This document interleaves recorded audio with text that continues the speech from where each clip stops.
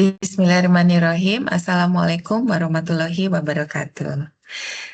Sebelumnya saya mengucapkan banyak terima kasih atas perkenalan yang tadi sudah disampaikan oleh saudari moderator.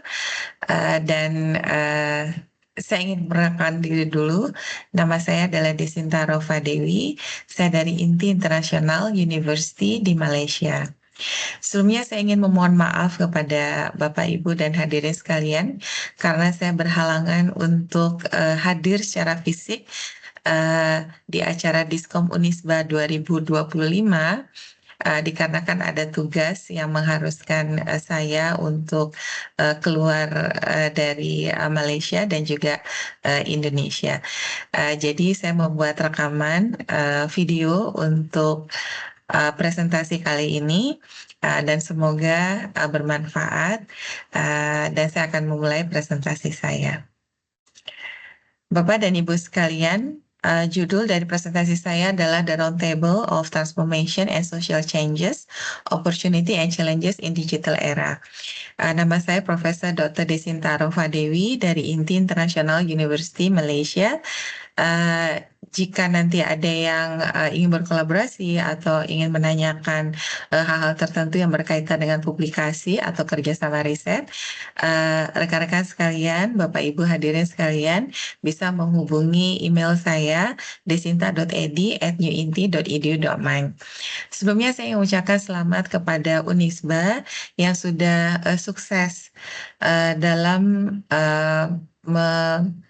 mengorganize acara International Conference 2025, The Roundtable of Transformation and Social Changes, Opportunity and Challenges in Digital Era. Selamat sekali lagi pada Unisba dan juga para co-host dan co-organizer yang sudah hadir dan juga yang sudah menyelenggarakan acara ini dan juga Bapak Ibu sekalian yang sudah hadir secara fisik, offline, ataupun online. Bapak Ibu sekalian, kalau kita melihat Digital Transformation Trend 2025, maka statistik menyatakan bahwa organization sebanyak 94% organization itu sudah engage di digital initiative globally. Itu 94% organization. Jadi berarti digital transformation trend di tahun 2025 ini sudah sangat umum dan sudah sangat populer di kalangan masyarakat, terutama organisasi baik di tingkat nasional maupun internasional. Kemudian sebagai adopsi dari teknologi, companies moving critical system to cloud. Jadi sudah dilakukan penelitian, itu dinyatakan bahwa 75% itu organisasi sudah melakukan cloud adoption. Artinya organisasi sudah mulai menggunakan cloud di dalam kegiatan mereka. Baik itu sebagai storage atau menggunakan service-service yang lain. Kemudian untuk AI integration itu diperkirakan approximately digital transformation itu sudah melakukan AI integration sebanyak 63%. Dari organisasi bisnis, dia sudah mengenal artificial intelligence dan mulai memberikan rekomendasi atau solusi kepada masalah-masalah itu dengan menggunakan AI itu sebanyak 63%. So dari statistik yang ada di slide ini bisa dinyatakan bahwa digital transformation itu sudah mencapai puncaknya di tahun 2025 dan akan diperkirakan akan terus bertambah dari segi digital transformation, kemudian juga penggunaan cloud computing atau cloud storage dan juga AI integration itu akan terus meningkat sampai di tahun 2030. Nah, jadi itu menandakan bahwa digital transformation itu sudah menjadi sangat penting, sangat umum, dan sudah membudidaya di masyarakat. Untuk scope dan impact, kalau kita melihat di negara-negara luar, bisa dilihat dari grafik yang ini, yang kita saksikan di layar ini, itu kreator ekonominya itu salah satunya itu memang Indonesia. Jadi bisa dilihat di sini yang sangat majority itu adalah India, United States, Brazil, Indonesia, dan juga other country. Nah, creator economy itu generates approximately 368 billion US dollar globally. Jadi itu menyatakan bahwa creative industry cluster itu sudah menggunakan digital transformation dan juga sudah memperkenalkan AI di dalam aplikasi-aplikasi mereka sebagai solusi dari masalah yang ada di dunia nyata. Nah, rekan-rekan sekalian, kalau kita melihat digital transformation, maka salah satu media yang paling dominan itu adalah sosial media dan digital culture. Jadi berbagai aplikasi sudah dibuat ya, dan itu generasi muda sudah sangat familiar sekali dengan aplikasi ini. Jadi contohnya ada Hyperscale Video, itu adalah platform reshaping how we consume media daily. Jadi sudah berbagai cara, sudah berbagai platform itu dibuat sehingga kita bisa mendapatkan informasi itu sehari-hari itu dengan cara yang mudah, dengan cara yang beragam. Sehingga kadang-kadang satu informasi disampaikan dari satu media, dia mencari satu aspek yang ingin disampaikan. Kemudian dengan menggunakan media lain, dia menggunakan aspek lainnya juga. Sebagai contoh, kalau kita menyampaikan dalam bentuk media tertulis, kita punya poster, kita punya hard copy gitu ya, yang bisa kita pegang, itu bisa kita baca. Tapi juga ada aspek lain. Misalnya ada berbagai media yang dia menggunakan voice atau suara. Kemudian ada media lagi yang lain misalnya menggunakan gambar. Kemudian ada lagi menggunakan video dan ada gabungan dari semuanya itu.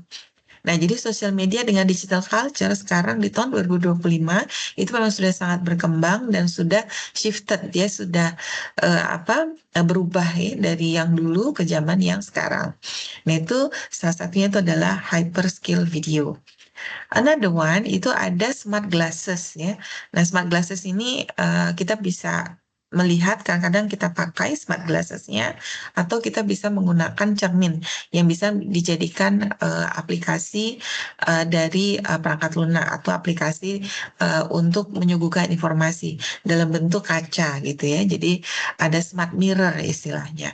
Maka di situ dinyatakan teknologi ini itu adalah augmented ya, atau augmenting urban experience through wearable technology. Jadi kalau kita lihat beberapa perangkat yang melekat di badan manusia itu bisa menjadi bagian wearable technology, bermaksud dia dipakai tapi dia juga sebagai alat untuk mendapatkan data. Sebagai contoh, kalau kita melakukan surveillance gitu ya atau observasi, maka tidak hanya CCTV yang bisa dipantau di dalam gedung yang dia attach gitu ya ke di atas begitu di gedung, tapi juga bisa dilakukan dengan perangkat yang lain menggunakan wearable technology yang bisa kita pakai, contoh kacamata, dia juga bisa sebagai alat surveillance atau berbagai perangkat lainnya yang dipakai oleh manusia, termasuk jaket, sepatu, ikat pinggang, itu semua bisa menjadi peralatan yang dipakai untuk surveillance. Itu juga menjadi digital culture dan juga bagian dari sosial media karena informasi didapatkan dari sana. Kalau di foto ini lebih kepada smart glasses. Nah, kemudian sesudah kita tahu ada hyperscale video, kemudian ada smart glasses, berikutnya adalah digital communities. This is the most important thing ya. Jadi digital communities ini dia strengthening atau memperkuat bonds ya, kaitan through shared content and interest.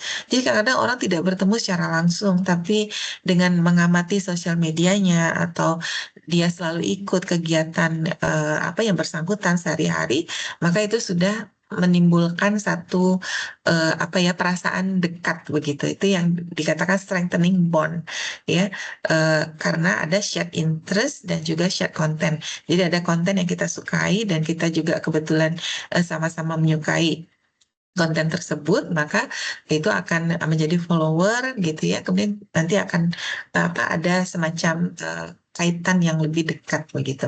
Itu adalah cara sosial media dan digital culture yang berubah dari yang dulu dengan sekarang. Kalau yang dulu mungkin kita harus ketemu dulu baru deket. Tapi kalau sekarang ketemu online dulu baru deket gitu, baru ketemu fisik. Jadi agak berubah culture-nya. Hal tersebut juga terjadi di digital learning and education. Jadi kita ada transformative learning. Di sini smart glasses create immersive educational experience. Jadi dengan ada smart glasses, contoh kita bisa eh, memperlihatkan gitu ya, mungkin bagaimana bentuk Gunung Bromo misalnya, atau bentuk kereta api atau pesawat terbang tanpa kita harus ada di tempat tersebut. Nah, berbagai transformative learning itu salah satunya juga misalnya untuk kita yang Muslim, kita bisa melihat eh, orang umroh atau cara umroh gitu ya. Jadi mungkin manasik itu tidak dilakukan secara fisik, tapi juga bisa dilakukan secara digital. Itu juga salah satu transformative learning. Selain juga belajar perangkat lainnya. Contohnya kalau di dunia IT, orang mau tahu nih bentuknya CPU kalau dibuka seperti apa. Itu tanpa dia punya CPU tersebut atau dia punya desktop, dia bisa melihat bagaimana cara membukanya, kemudian hardware-nya terdiri dari apa saja dan seterusnya. Ini yang menjadi transformative learning, bagian dari digital learning and education. Kemudian juga digital tool boost accessibility ya. They remove geographical and physical barriers to education. Digital tool sekarang ini dia sudah menyatukan berbagai learners ya atau mahasiswa begitu yang dia tidak harus ada di satu tempat. Jadi dia bisa dimanapun gitu. Seperti misalnya saya ada di luar Indonesia, nah kemudian masih bisa berkomunikasi dengan rekan-rekan sekalian dan seterusnya. Nah, jadi ini juga bagian dari digital learning and education. Berikutnya, digital transformation juga terjadi dalam business collaboration and innovation.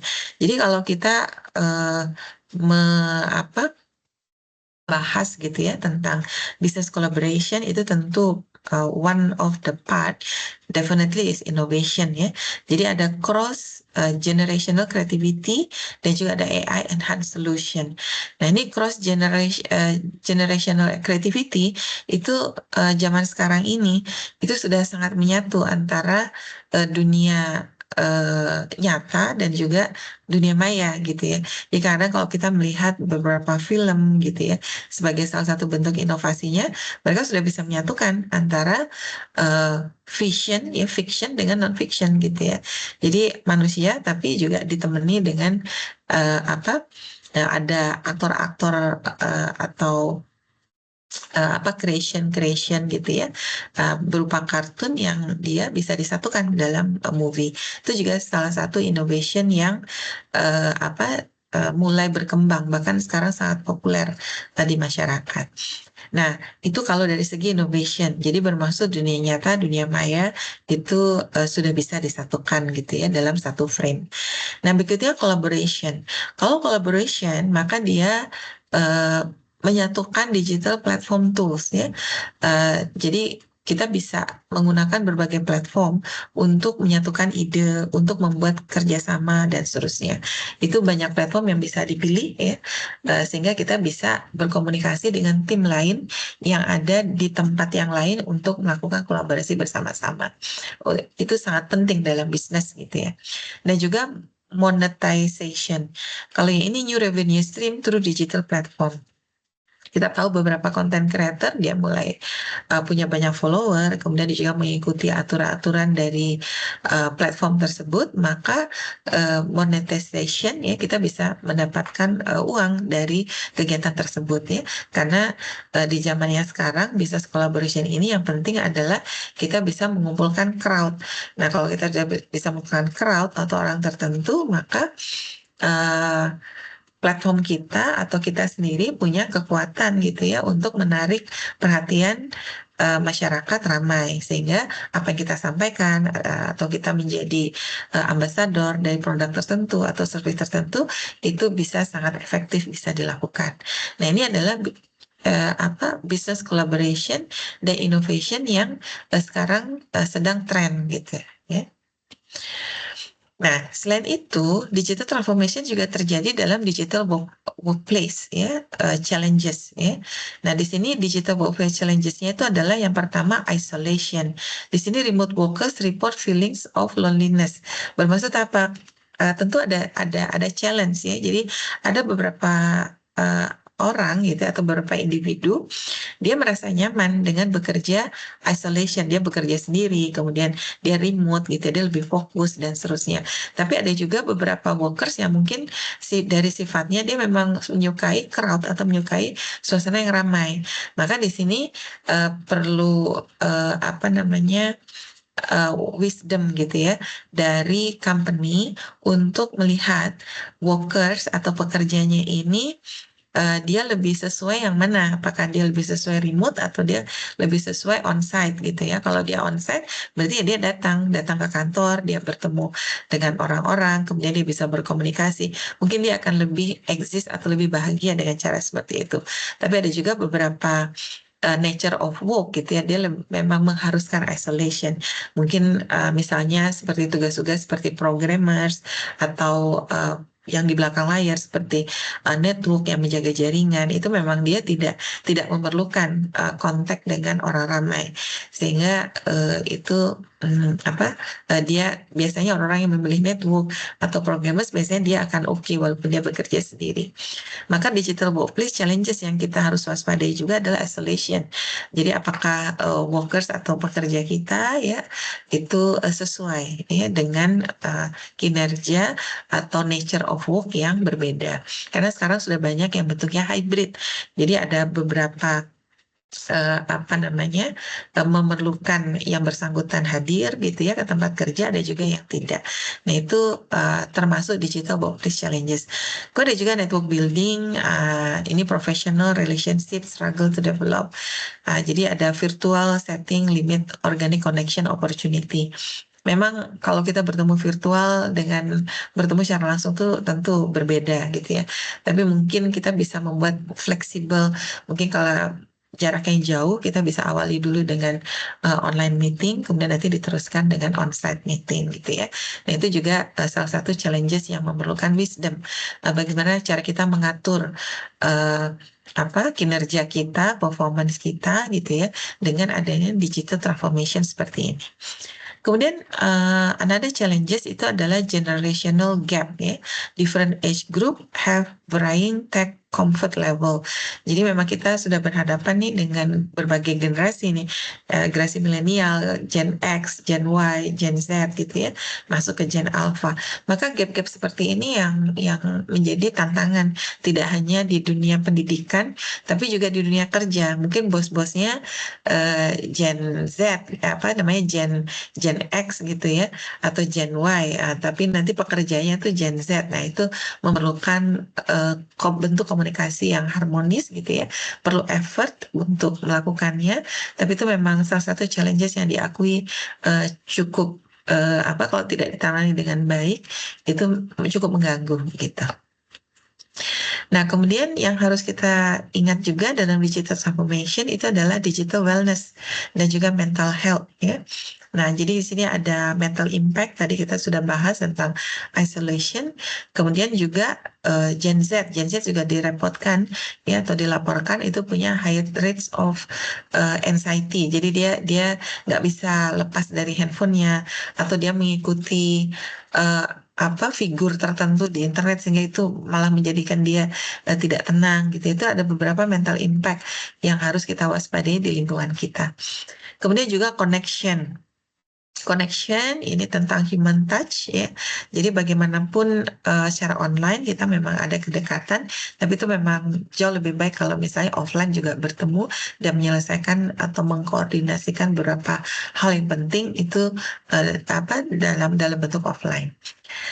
Kemudian untuk menunjang digital wellness and mental health, di sini ada work-life balance ya. Jadi remote flexibility, kemudian always on expectation, ini semua kalau bisa dibalanskan. Jadi memang perlu waktu, perlu keterampilan, perlu dukungan apa dari lingkungan sekitar gitu ya untuk work dengan life balance. Karena memang kalau kita bekerja walaupun remote ataupun online offline gitu ya, kalau mau diikutkan memang tidak selesai-selesai kerjanya. Ya, jadi di sini memang kita harus skala prioritas dan tetap tenang kalau misalkan ada hal-hal yang pending begitu nanti diselesaikan the next day. Jadi memang time management, kemudian apa pekerjaan-pekerjaan yang bisa kita settlekan secara online offline itu memang apa menjadi challenge ya untuk skill kita menyesuaikan diri dengan itu.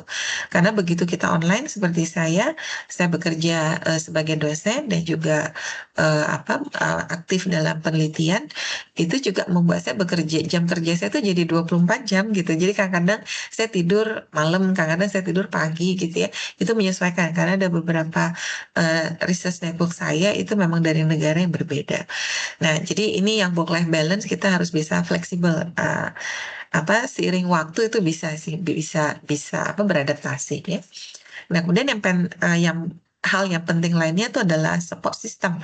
Jadi ada digital mental health resources expanding, kemudian ada telemedicine. Nah, dengan adanya support system itu untuk mental health, kita bisa semua informasi itu kan terbuka ya. Jadi kita bisa mendapatkan informasi dari mana saja. Maka support system di sini kita bisa mengikuti berbagai apa pelatihan atau pengetahuan atau sharing ya, sharing knowledge begitu. Kita aktif ya, jadi kita membalancekan nih antara entertainment juga ilmu atau knowledge ya. Jadi kalau itu secara balance bisa kita lakukan, maka dalam digital transformation ini wellness dengan mental health itu bisa dijaga dengan baik begitu. Nah, kemudian salah satu hal ini yang perlu kita perhatikan itu adalah gaming. Gaming tuh orang-orang main game. Tapi kalau dulu, zaman-zaman dulu lah gitu ya, orang main game personal gitu. Tapi sekarang dia sudah menjadi social platform. Orang ketemu karena sama-sama main game gitu. Bahkan anak saya sendiri juga seperti itu. Dia ketemu temennya, gak pernah ketemu temennya, itu bukan dari sosial media, tapi malah dari gaming. Mereka sharing, mereka main game bareng, dan itu menimbulkan kedekatan gitu. Maka di sini yang menjadi perhatian adalah gaming as a social platform. Nah, di sini biasanya gaming ini memang create strong social bond gitu ya.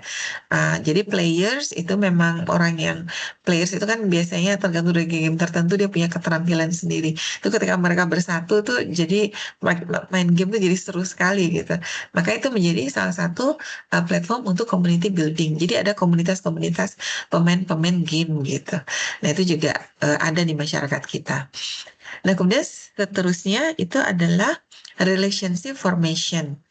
Nah, di sini berdasarkan statistik diketahui bahwa 81% dari para gamers itu bisa apa menjadi meaningful relationship gitu. Nah, jadi mereka bisa membawa orang dari background yang berbeda, tingkat pendidikan berbeda, mereka bersatu dalam sosial platform gaming, mereka menjadi dekat. Jadi di sini keberagaman atau apa pertemanan gitu ya dari game itu memang memang salah satu yang susah ditebak gitu ya. Tapi dia ada dan dia menjadi social platform. Kemudian ada juga platform evolution. Nah, di sini gaming platform to enhance social feature ya. Jadi ada apa connection begitu. Jadi ada beberapa fitur yang diperkenalkan untuk mendukung gaming sebagai social platform. Nah, kemudian impact dari digital technology on society itu apa gitu ya. Nah, ini beberapa apa dituliskan di sini. Yang pertama itu adalah smart city. Nah, kalau smart city maksudnya apa? Berarti kota pintar gitu ya. Nah, maka di sini kalau kota pintar berarti kita fokusnya kepada urban. Berarti orang-orang yang datang ke kota gitu ya, mereka beraktivitas, mereka tinggal, mereka mencari nafkah itu di kota. Maka dengan adanya apa urban center gitu ya, ini akan transform infrastruktur ya IoT atau Internet of Things integration ya untuk menunjang orang-orang kegiatan orang-orang yang ada di kota. Karena orang yang di kota ini punya hal yang unik gitu. Jadi misalnya mereka tinggalnya tidak apa tinggalnya ada yang jauh gitu dari tempat kerja, sehingga mereka memerlukan eh, transportasi yang setiap hari itu ya, setiap hari mereka akan travel dari tempat tinggal mereka ke tempat kerja. Nah, ketika mereka travel, mereka memerlukan eh, media transportasi yang cepat dan juga murah gitu ya, dan juga aman gitu. Nah, itu tantangannya. Nah, maka di sini diciptakan jenis-jenis transportasi digital yang digerakkan secara digital ya.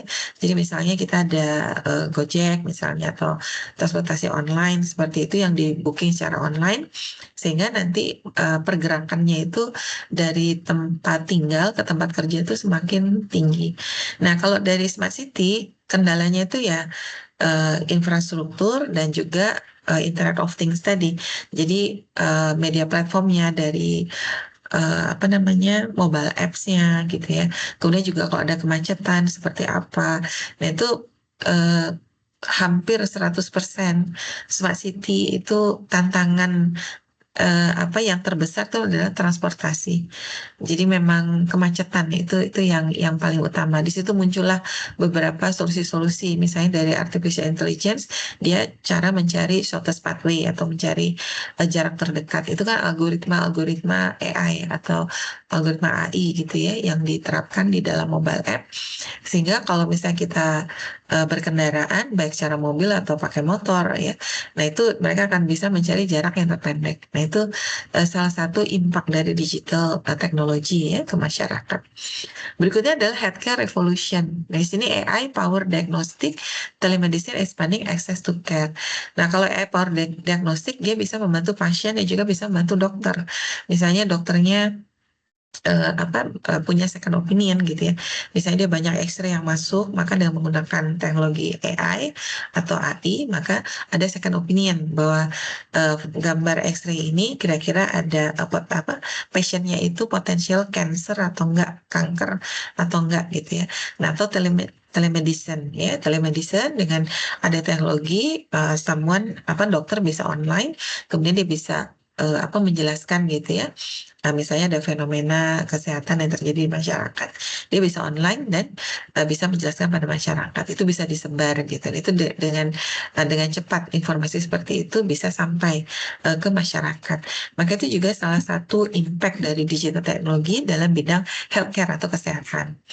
Berikutnya adalah autonomous transport gitu ya. Nah, kalau ini self-driving vehicle reshaping urban mobility logistik.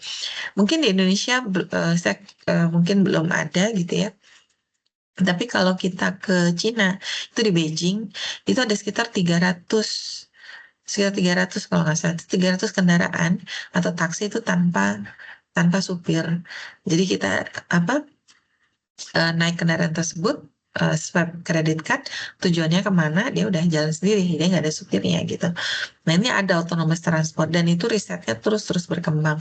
Nah, mungkin kalau di Indonesia belum gitu ya, atau mungkin ada, saya belum tahu. Nah, di sini autonomous transport juga salah satu impact ya, digital technology kepada society.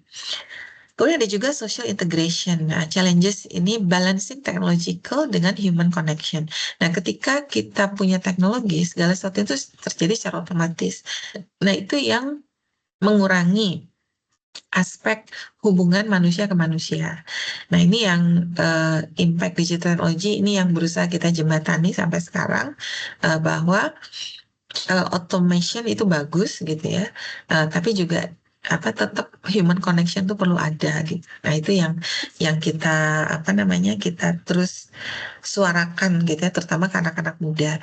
Karena anak muda sekarang dia suka isolated. Ada beberapa yang memang mereka suka gitu ketemu atau berbincang gitu ya secara offline. Tapi ada juga yang enggak gitu. Itu yang berusaha kita terus suarakan. Social integration itu sangat penting. Kemampuan untuk berkomunikasi itu sangat penting.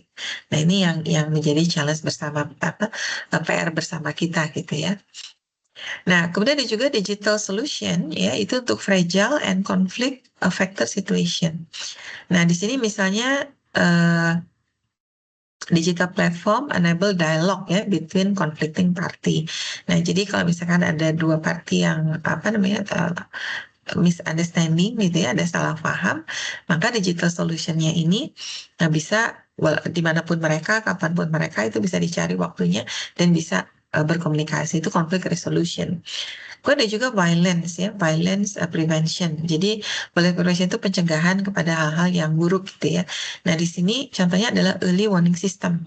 Nah misalnya kalau ada potensial konflik, maka kita udah tahu gitu ya. Kita udah belajar dari pattern yang lama, tahu ini bakalan potensial konflik, maka kita ada warning sistemnya gitu.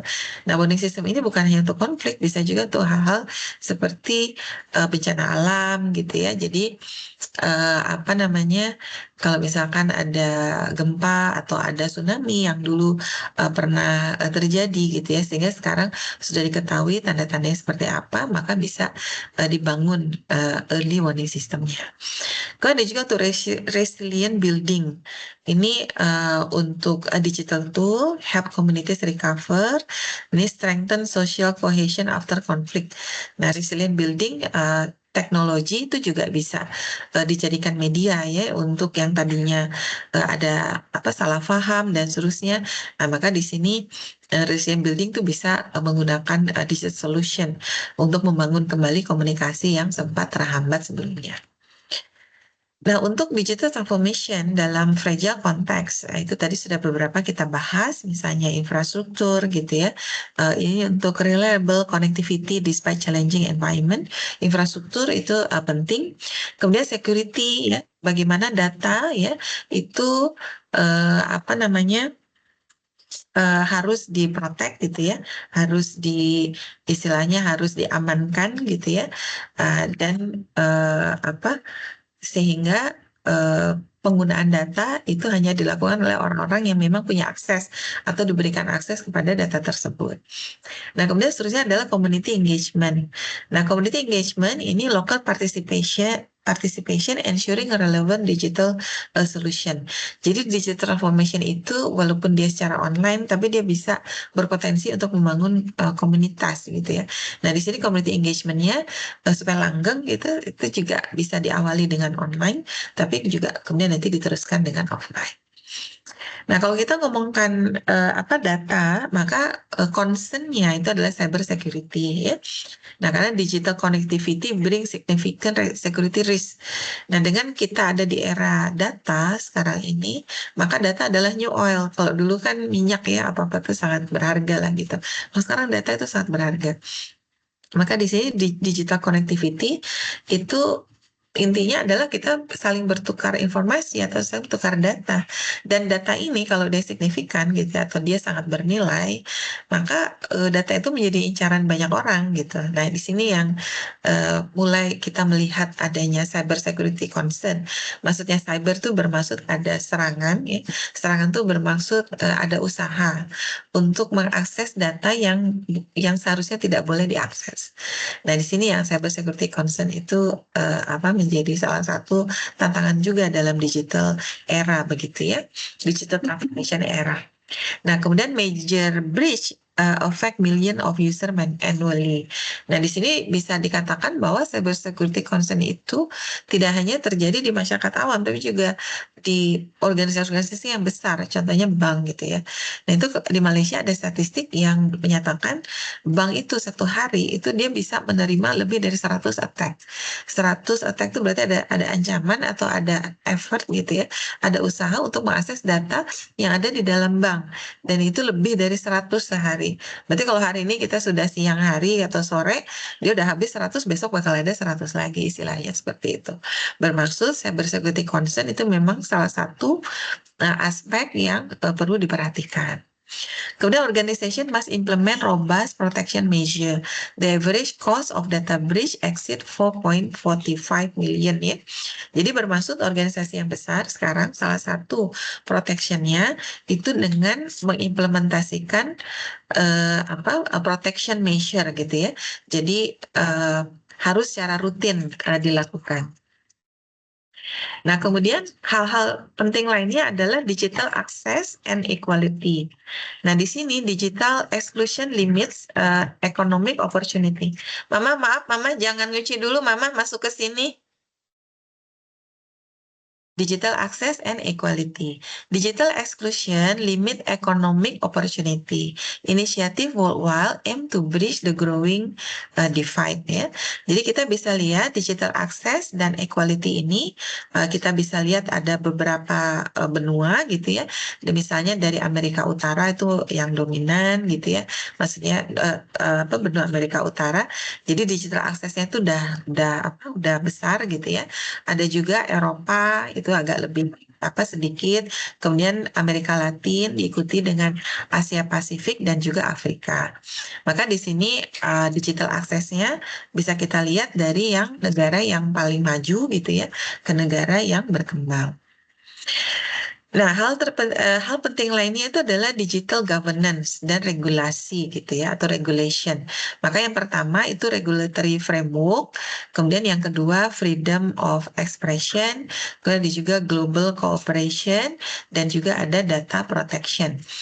Maka untuk regulatory framework itu bermaksud balance ya, atau hal yang imbang antara policy dan juga innovation. Nah, jadi karena innovation tuh sebenarnya inovasi itu kan tidak ada halangan.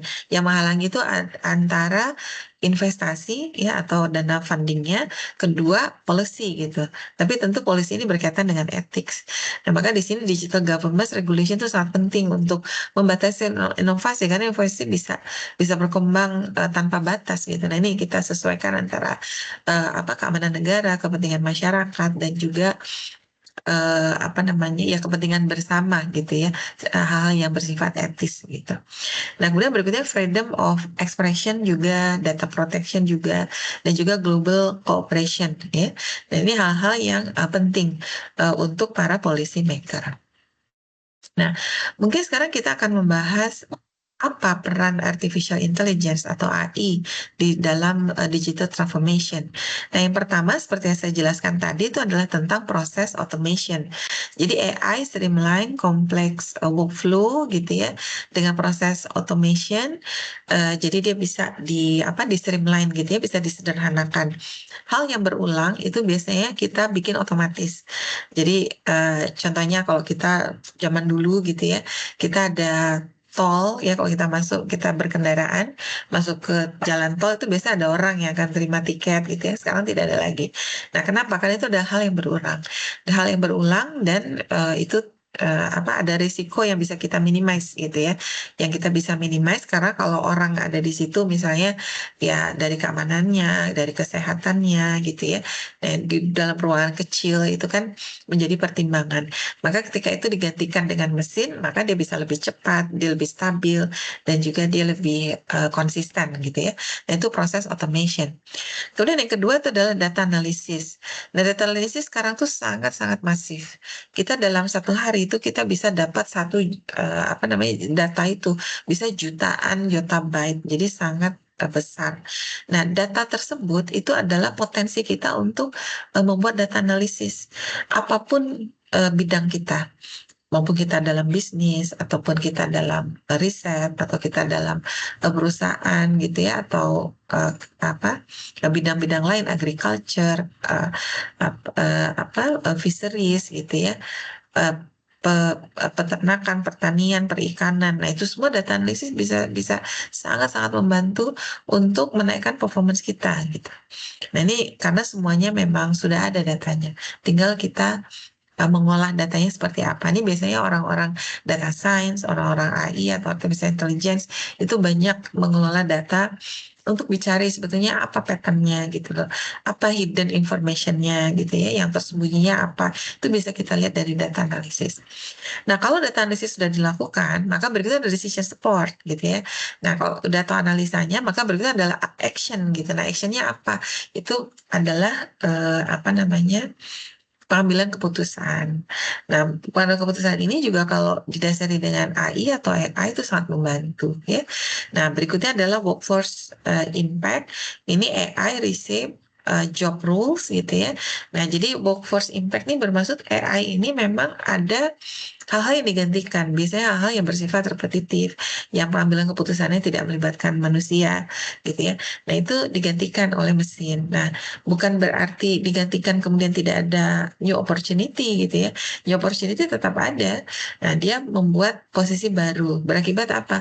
Orang-orang yang bisa beradaptasi dengan perubahan, dia akan menaikkan skillnya, menyesuaikan skillnya dengan yang sekarang berkembang, dengan teknologi yang berkembang, sehingga dia bisa menduduki posisi bahkan lebih baik dari sebelumnya gitu.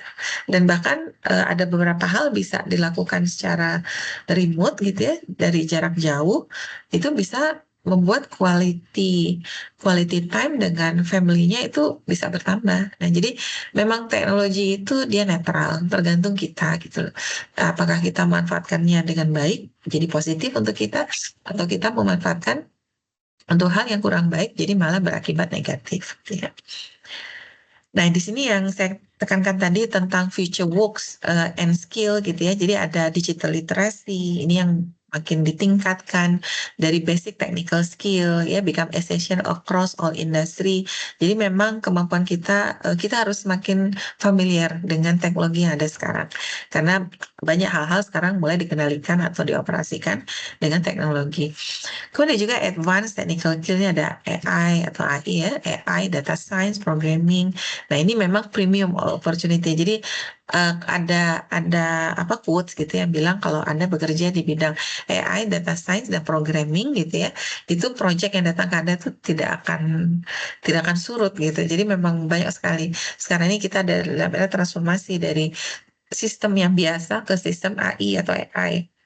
Maka diperlukan orang-orang dengan pengetahuan AI untuk membantu transformasi ini ya.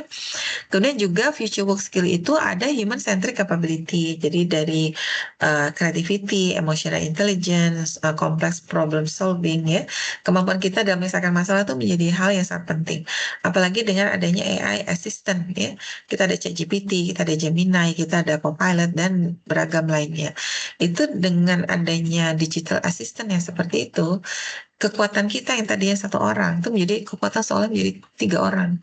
Jadi kalau kita menyelesaikan satu pekerjaan dalam waktu seminggu gitu ya dengan AI assistant, maka dia bisa menyelesaikan lebih cepat dalam waktu 2 hari atau 3 hari. Jadi betul-betul capability dia meningkat dari kerja satu orang tuh bisa jadi seolah jadi 2-3 orang yang mengerjakan gitu.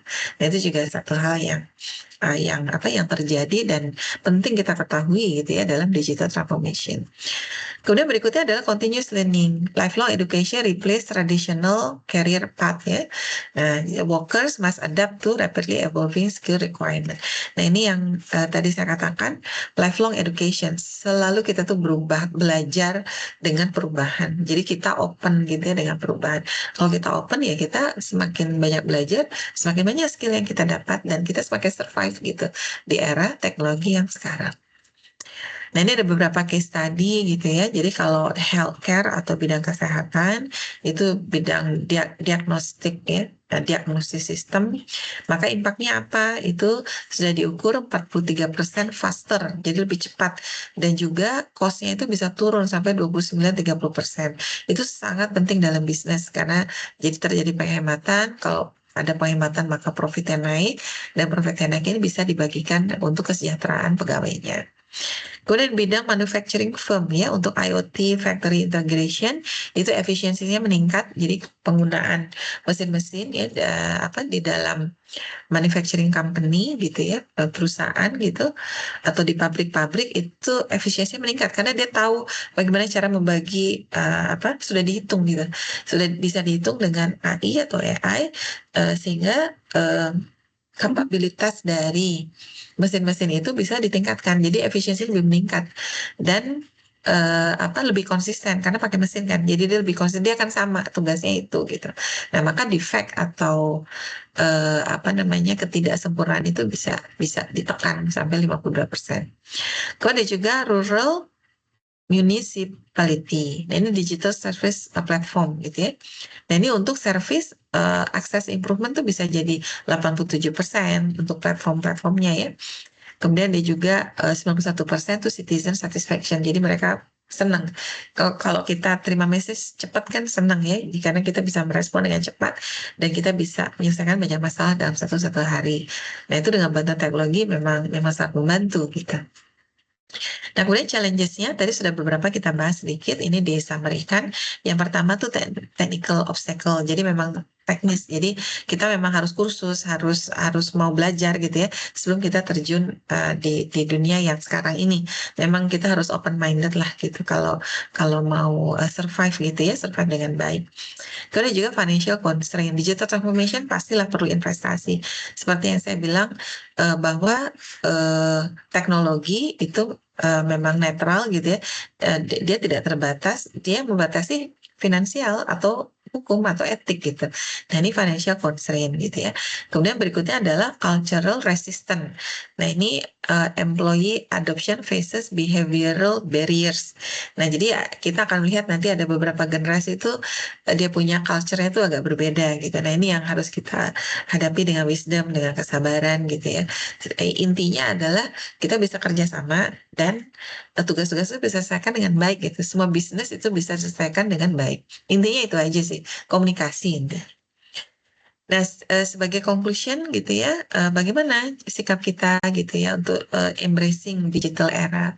Yang pertama, ya kita harus selalu mencari kesempatan, identify opportunity ini harus ya, karena memang kita harus survive di dunia digital yang sekarang. Nah, kita cari peluangnya di mana nih gitu ya. Nah, kemudian yang kedua, build inclusive system. Nah, jadi inclusive system bermaksud kita menciptakan, misalnya kita sudah dapat project, sudah dapat opportunity ya kita bawa proyek ini dengan baik. Jadi siapa yang terlibat, siapa yang tidak terlibat tuh bisa kita seleksi gitu. Nah, kemudian juga apa namanya manfaatnya itu juga harus lebih banyak orang lagi bisa merasakan manfaatnya gitu ya. Nah, kemudian address challenges proactively. Nah, memang dalam dunia digital ini kan kita nggak bisa lihat gitu kalau misalnya ada attack gitu ya, kita nggak tahu gitu kan. Nah, di sini yang kita belajar ilmu-ilmu untuk mengantisipasi ya dari segi security, privacy, ethical concern. Nah ini memang secara proaktif, memang kita harus terus belajar. Nah kemudian yang terakhir, yang keempat adalah adapt continuously. Nah di sini embrace ongoing learning and transformation. Ini seperti yang saya bilang tadi, memang kita tidak pernah berhenti untuk belajar gitu ya, seperti itu. Nah, baik, slide saya sudah habis. Jadi, terima kasih sudah mendengarkan dan sekali lagi mohon maaf tidak bisa bertemu dengan Bapak Ibu sekalian secara langsung gitu ya. Ini adalah video. Jadi mohon dimaklumi dan insya Allah ini bukan penghalang untuk kita untuk bersilaturahim gitu ya. Silakan kalau misalnya ingin menghubungi saya itu ada email saya di sini desinta.edi desinta.ad gitu @newinti.edu.my. Demikian yang saya sampaikan pada hari ini. Terima kasih atas kesempatannya untuk rekan-rekan yang ada di Unisba. Selamat sekali lagi atas konferensinya gitu ya. Mudah-mudahan kedepannya lebih sukses lagi. Terima kasih semuanya. Billahi taufik wa hidayah. Wassalamualaikum warahmatullahi wabarakatuh.